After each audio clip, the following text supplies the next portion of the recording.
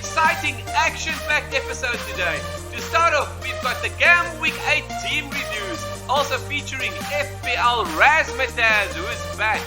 Thereafter, we will be covering our Draft Player Challenge and our GW9 Players Watch List. To wrap it up, we've got our GW9 Transfers and Teams. However, before we kick off, please remember to hit that like button. And also, if you haven't yet subscribed, please feel free to smash that subscribe button. We will really appreciate it. We've got some big plans planned in the future. Also, feel free to follow us on X at FPL_A+ and join our FPL mini league. The code is included above on screen as well as in the description below. Today's FPL Trivia question is as follows. Which player has had the most FPL price rises until game week 8? The three options are option A, Kieran Trippier, option B, James Maddison, option C, Matty Cash. Please stay tuned. The answer will be revealed at the end of the video. Next follows our Game Week 8 team reviews. Game Week 8 saw our team score a very respectable 54 points, which was 10 points above the average of 44. Some of the stars in our team included our defense, where all three defenders scored a very respectable 6-point score. However, the main star of our game week was Raheem Sterling, who managed an incredible 16-point score and seems to be close to his old form again. Our captain, Heung-min Son, unfortunately disappointed in the early kickoff with a 6-point score. However, he still managed to outscore Erling Haaland, who by his standards is on a bit of a lead patch. However, we won't complain as we managed a green arrow. A green arrow is a green arrow, and we start our gradual but slow progress up the FPL rank. Next, we've got the Game Week 8 team review for FPL Razzmatazz.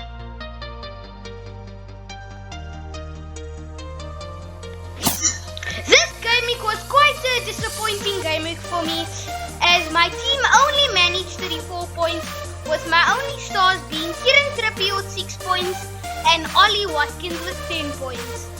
But I'm happy with my overall team, but most importantly, I'm still beating my dad.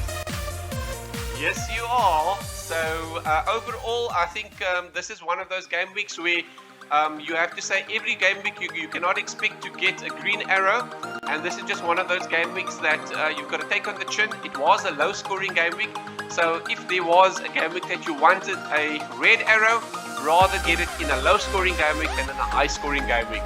But overall, I think well done, especially on your captaincy armband. A bit of a surprise there with Ollie Watkins. I think it was 11th hour decision by you, but yeah, at least your captain outscored my captain.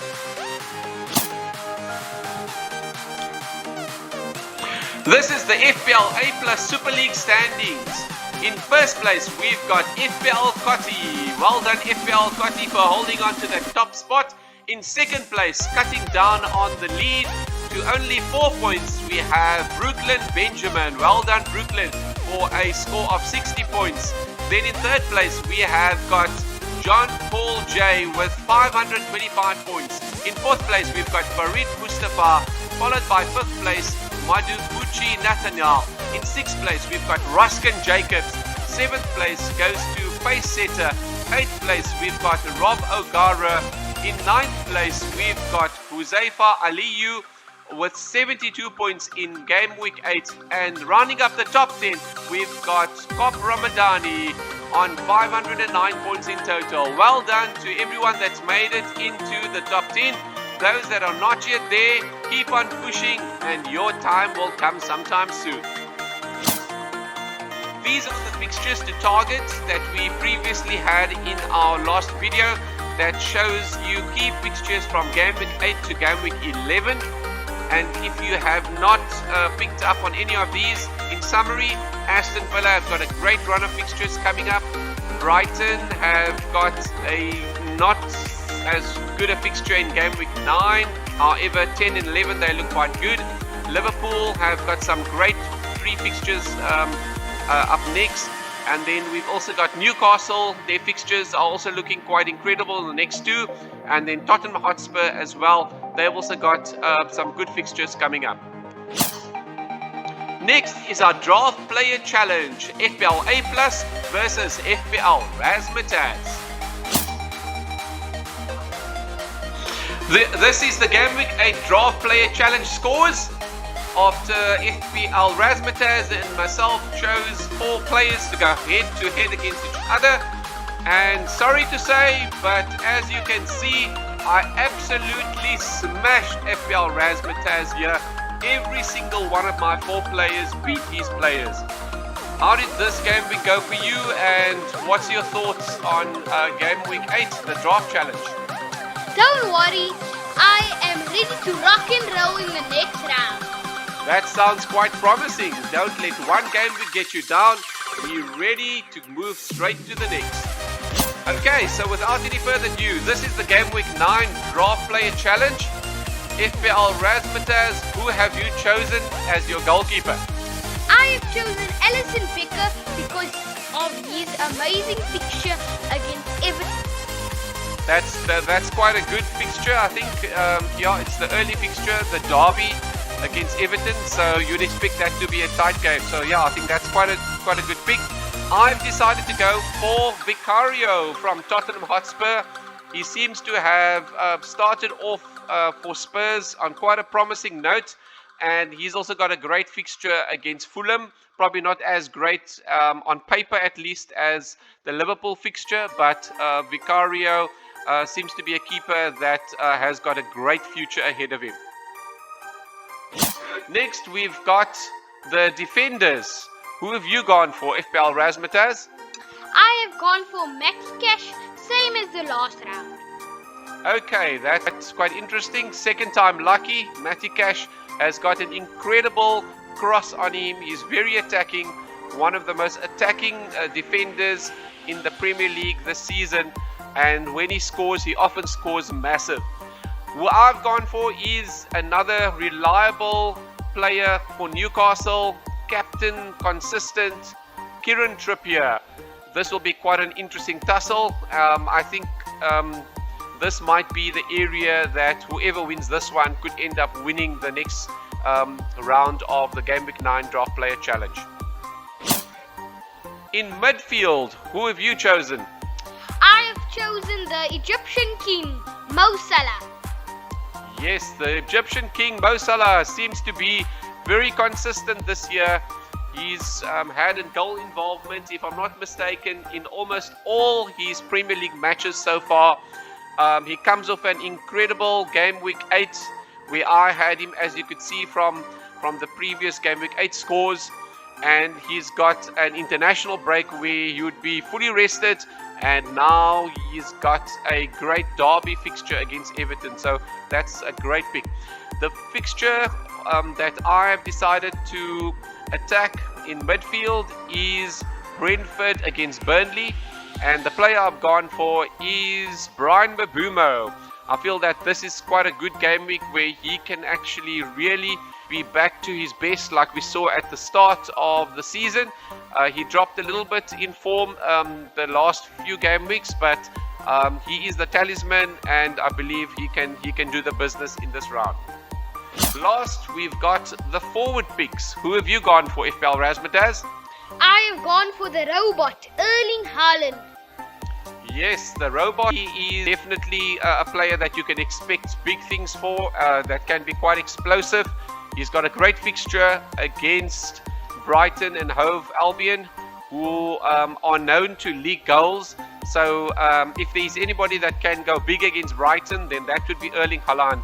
Also, the fact that he hasn't been at his best form. He's had an international break, and he will want to prove his doubters wrong. The player that I've gone for is Gabriel Jesus. Arsenal against Chelsea. It's always a great fixture, and I feel that Arsenal are wanting to kind of push their way back up to the top, and it could be a great opportunity after an international break for the talisman of the Arsenal team, especially with Saka that is recovering from an injury, to prove that he can carry the weight of the Arsenal attack. So this is how we will be lining up. Who do you think will win the Game Week 9 Draft Player Challenge? Will it be FPL A Plus or FPL Razzmatazz? Please comment down below. Next follows our key players to target. First we have got Mo Salah, 12.6 million, with some brilliant fixtures in the next 6 out of 7 fixtures. He has got what one would expect as winnable fixtures and scoring opportunities. And next follows Everton, thereafter Nottingham Forest, both home games, and thereafter against Luton. He could absolutely slaughter these teams, and I have done my utmost to try to fit him into my Game Week 9 team, which we'll reveal a bit later. Next we've got Heung-min Son at 9.5 million. He's had a very steady price rise, and with Fulham next, thereafter Crystal Palace, as well as Chelsea, he's got the fixtures to do the business. Then we have got Kieran Trippier at 6.9 million. He is an incredible attacking defender, does justice to the premium tag for defenders. He's got Crystal Palace next, followed by Wolves, 2 incredible fixtures. Thereafter a bit of a tough one against Arsenal, but if there is a defender that you could rely on, not only on clean sheets but attacking returns, then Trippier's your guy.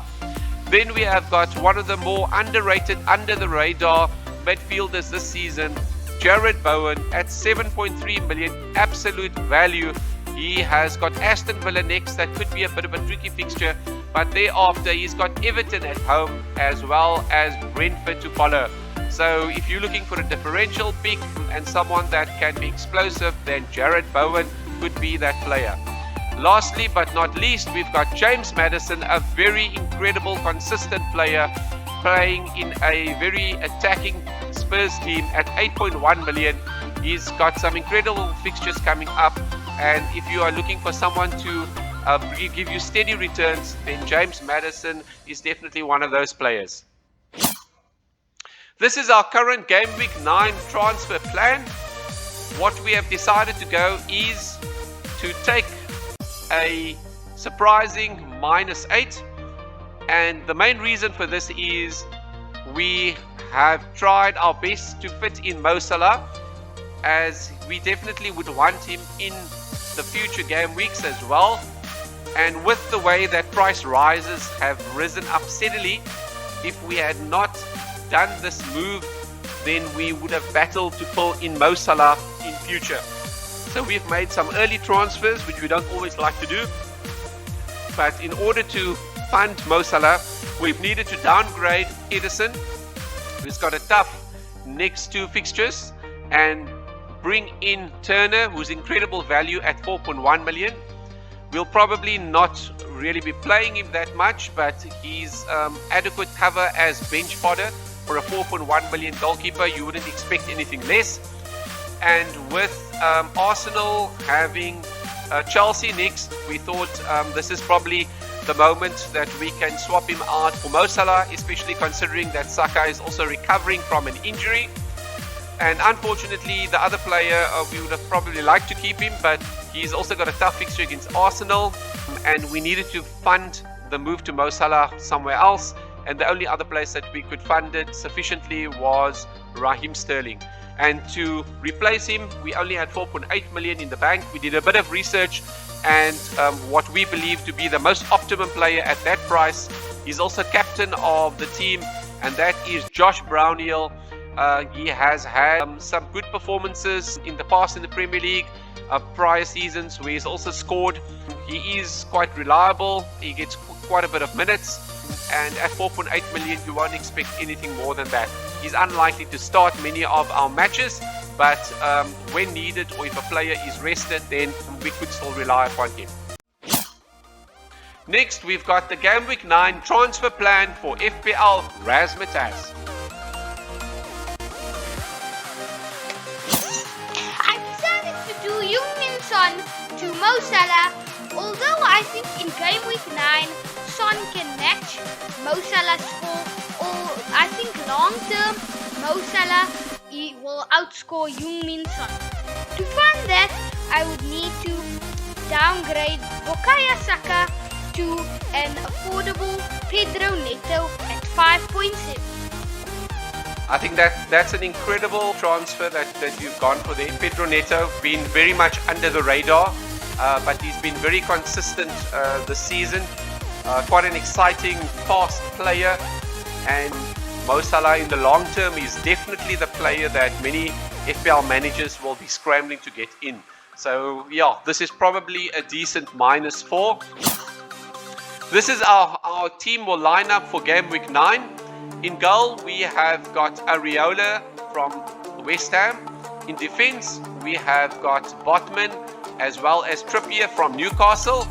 We've also got Udogie from Tottenham Hotspur. Our midfield comprises Mo Salah from Liverpool, Heung-min Son from Tottenham Hotspur, Brian Mabumo from Brentford, and James Maddison from Tottenham Hotspur. Our forward line comprises Erling Haaland and Julian Alvarez, both from Manchester City.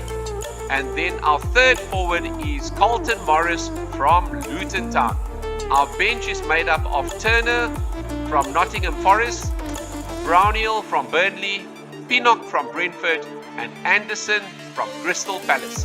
The team value of our team is currently 102.5 million with naught in the bank. Other possible team structure changes that we are considering that we could possibly do, we could possibly leave Areola on the bench and bring in Turner, who plays against Luton Town. However, we are playing Morris, which means that we would most likely not be optimizing the forward and goalkeeper slots. And the other option is we could then bring in Brownhill, who plays against Brentford. However, if we're looking at explosive players, Areola is probably a bit more explosive in terms of goalkeepers compared to Turner, and Morris similarly being the talisman for Luton Town, we would see him more likely than not scoring a hat-trick than Brownhill. So we will likely be going with the starting lineup that you see on screen, but these are other options that we have considered. Also, if Botman does not recover in time to start, then we will most likely be starting Pinnock if he's fit, otherwise Anderson will start. Next is the Game Week 9 team for FPL Razzmatazz. In goal, I've got Flicken from Brentford. In defense, I've got Botman and Trippier from Newcastle, Cash from Aston Villa. In midfield, I've got Mo Salah from Liverpool, Pedro Neto from Wolves, Brian Mabumo from Brentford, and Casemiro from Man United. In attack, I've got Erling Haaland from Manchester City, Carlton Morris from Luton Town, Ollie Watkins from Aston Villa. On the bench, I've got Kaminsky from Luton Town, Matoma from Brighton Hove Albion, Kabore from Luton Town, and Ruben from Manchester City. My captain is Mo Salah and my vice-captain is Erling Haaland. I'm likely to start Casemiro, but I could start Matoma instead of Casemiro. That's quite a solid team, FPL Razzmatazz. I think it's quite an interesting team. It's got a little bit of a differential flavor. I must say in particular, I love your Ollie Watkins and Pedro Neto picks.